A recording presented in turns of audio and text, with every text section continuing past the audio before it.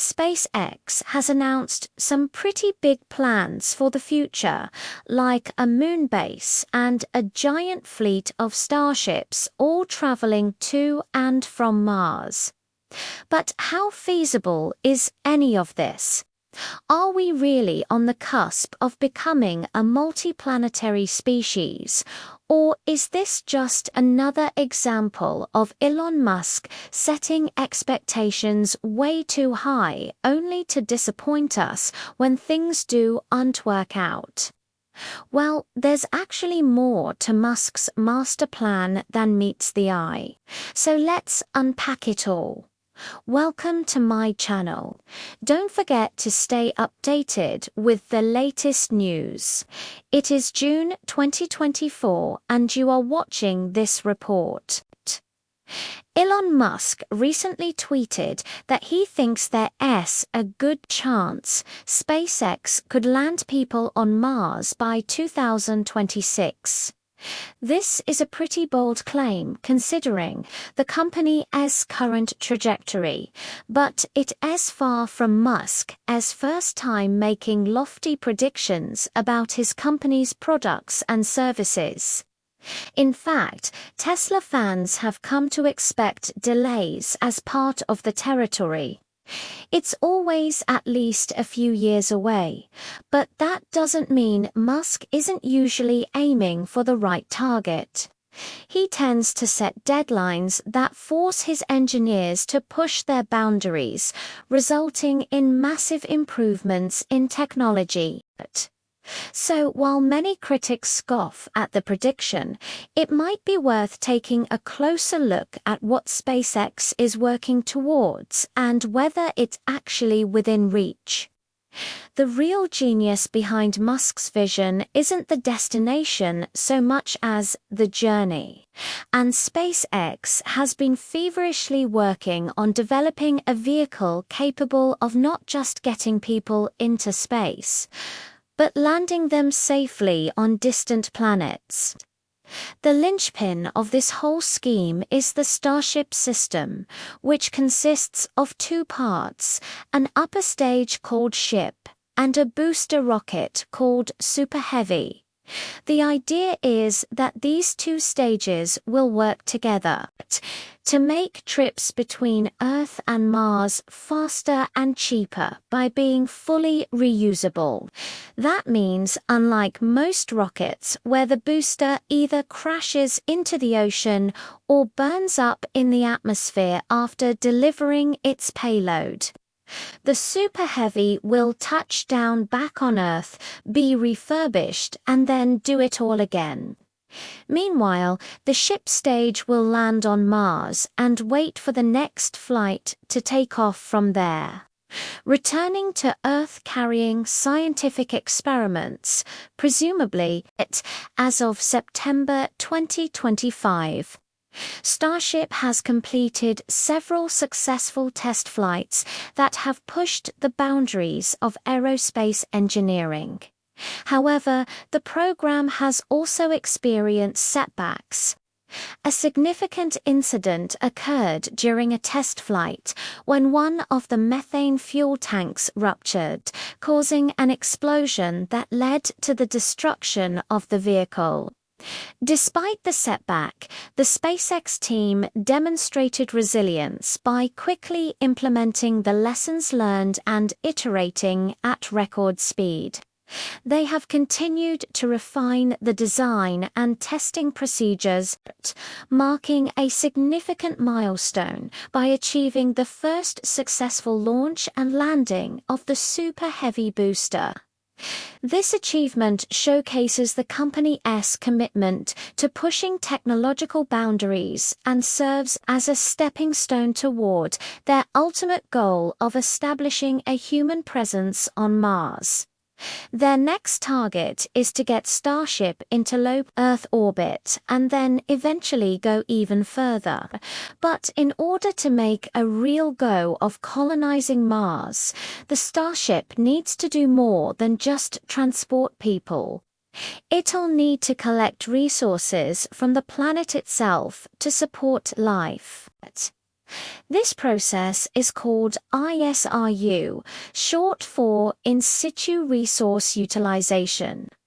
ISRU is basically the art and science of finding resources on other planets and using them for your own benefit. On Earth, we take for granted the abundance of natural resources.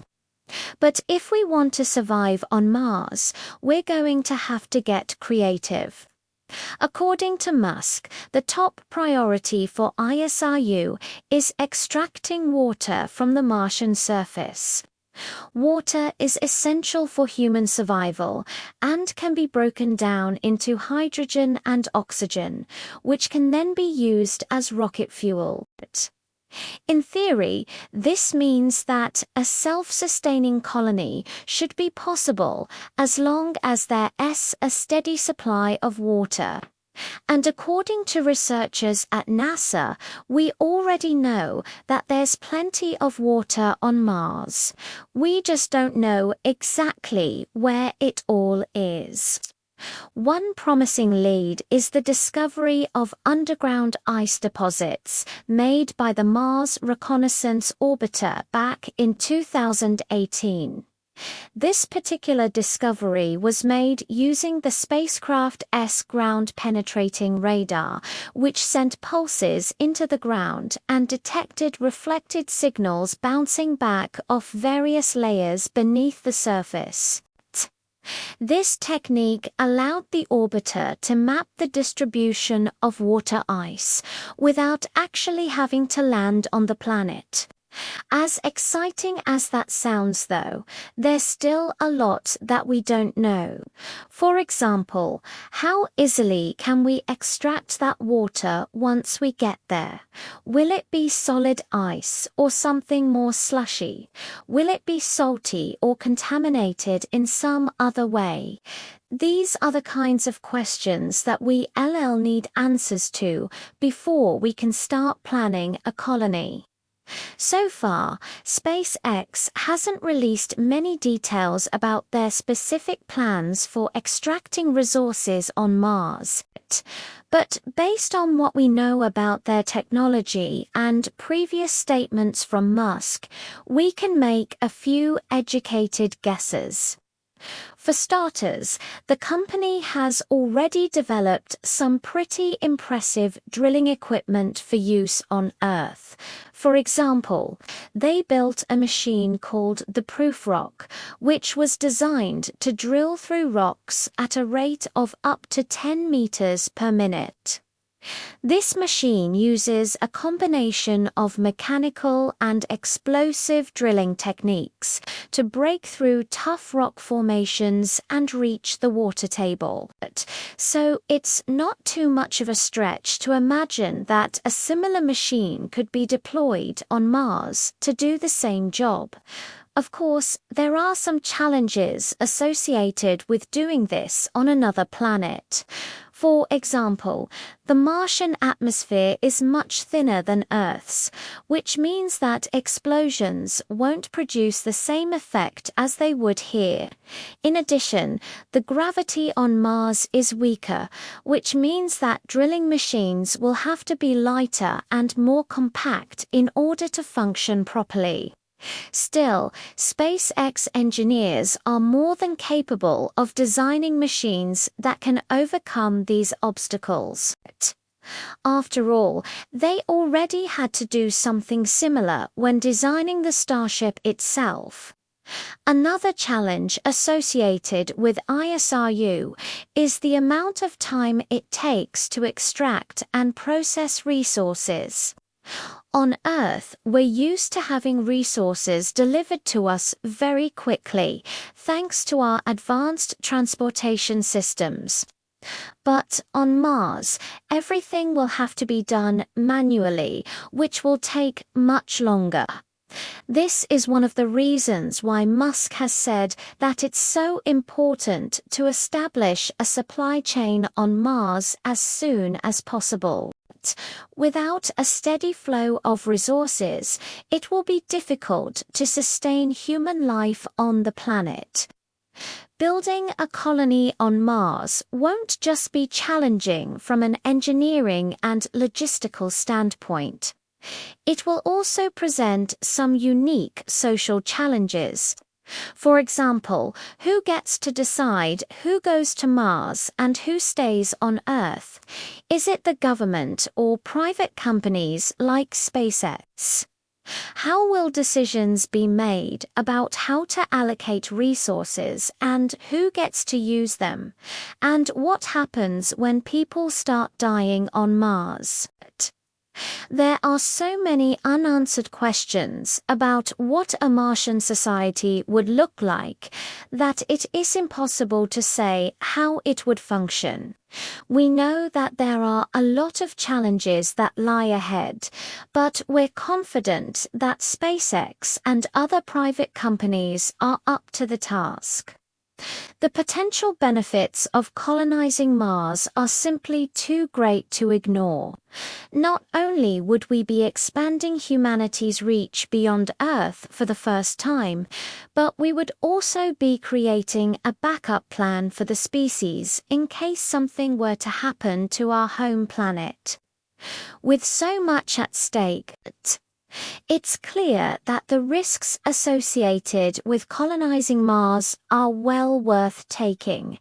To date, there have been no human expeditions to Mars, although there have been several robotic missions that have explored the planet's surface. NASA's Viking landers in the 1970s were the first spacecraft to successfully land on Mars and return close-up images of the planet's surface. Since then, NASA and other space agencies have sent rovers, helicopters, and even planes to explore different parts of Mars. These missions have provided valuable insights into the planet's geology, climate, and potential for supporting life. But they also raised more questions than they answered about what it would take to send humans to Mars and keep them alive there. Despite all the challenges that lie ahead, there's still a lot that we don't know about the planet itself, its environment, its atmosphere, its composition, and its potential for supporting life. But that's all part of the adventure. If we're willing to face the risks and work hard to overcome the challenges, we can create a future for humanity that extends beyond Earth. In the end, whether we colonize Mars or not may depend on our ability to work together and solve some of the world's biggest problems. If we can do that, then anything is possible. But if we can't, then maybe Mars will remain just out of reach forever. What do you think? Let me know in the comments below. This has been The Report. Thanks for watching, and I'll see you in the next one.